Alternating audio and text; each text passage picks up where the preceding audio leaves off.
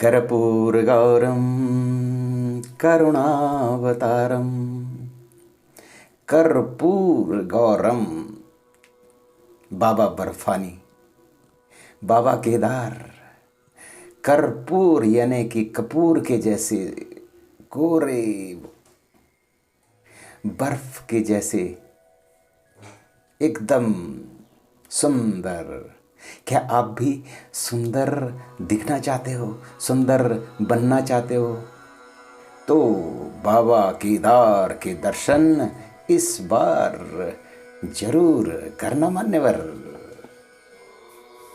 लेकिन बाबा बर्फानी के दर्शन करने की अगर मन में है इच्छा, तो आपको physically fit, mentally robust, morally high, अपने चेहरे पर सुंदर सुंदर मधुर मधुर मुस्कान और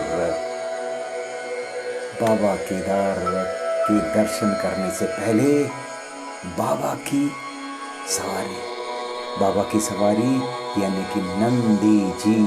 तो नंदी जी के आश्रम में जाइए, किसी गौशाला में जाइए और एक सुंदर सा नंदी गौशाला को भेंट करके आ जाइए। और उस नंदी को आजीवन, जब तक वो नंदी होंगे तब तक उनकी मेंटेनेंस, उनका डीजल पेट्रोल वगैरह वगैरह यानी कि खाने पीने की व्यवस्था आपको करनी पड़ेगी। और वहाँ जाकर के बताना बाबा केदार को कि बाबा इस बार आना हमारे गांव में, आपके लिए मैंने एक बहुत सुंदर वाहन तैयार करके रखा है।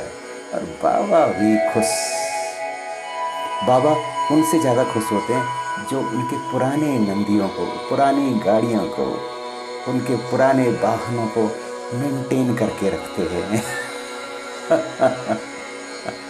अच्छा, एक चीज़ और ध्यान रखना कि जब भी आप बाबा बर्फानी के दर्शन करने के लिए जाएंगे तो मेरा ये मंत्र याद रख लेना कि गए थे हरि, गए थे हर मिलन को, हर मतलब शिव जी को मिलने के लिए गए थे। और लद कर खच्चर पर आप, तोड़ कर खच्चर की कमर, और कमा के ले गए पाप।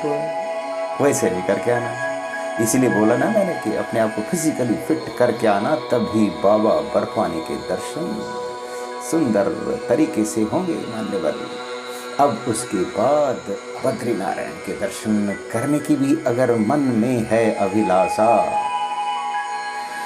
तो नर और नारायण किसी बेसहारा, परेशान, निराश्रित बच्चे या वृद्धों को कुछ दान करके जाना। हो सके तो एक दो को गोद ले लेना और उनकी आजीवन, जब तक वो जिंदा हों तब तक उनकी देखभाल का भी प्रबंध करना। तभी नारायण खुश होते हैं। नारायण जब भी खुश होते हैं जब नर खुश हो जाएं। और उसके बाद नारायण के बाद ध्यान रखना कि वहीं से स्वर्ग की सीढ़ी, स्वर्गारोहण भी वहीं से होता है। यानी कि इसके बाद आपके अंदर जितने भी विकार हैं, बुरे व्यसन हैं, सारे के सारे छोड़कर खूब पैसा कमा लीजिए मान्यवर। लेकिन पुण्यों की खेती में इसके बाद खूब खेती करना शुरू कर दीजिए। पुण्यों की बहुत युगों युगों तक पुण्यों की खेतियां होती हैं। तो इस चीज का रखिए ध्यान।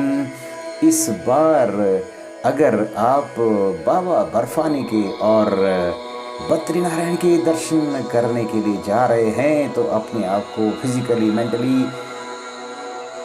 एकदम तगड़ा बन करके जाना है और उसके साथ में अपने मन को हल्का करके जाना है। हो सके तो कोई एक सुंदर सा साबुन खरीद लीजिए और उससे अपने मन को जरा धो डालिए, हल्का कर दीजिए, उसके कबाड़ शबाड़ निकाल दीजिए। तो आप करें इस पर ध्यान, इस बार खच्चर पे नहीं, पैदल चल करके दर्शन करना। और उसके बाद जब आप दर्शन करेंगे तो आपके मन में आएगा कि श्री पवन मंद सुगंध शीतल हेम मंदिर शोभितम। नमस्कार, जय हिंद, जय उत्तराखंड और जय अखंड भारतवर्ष।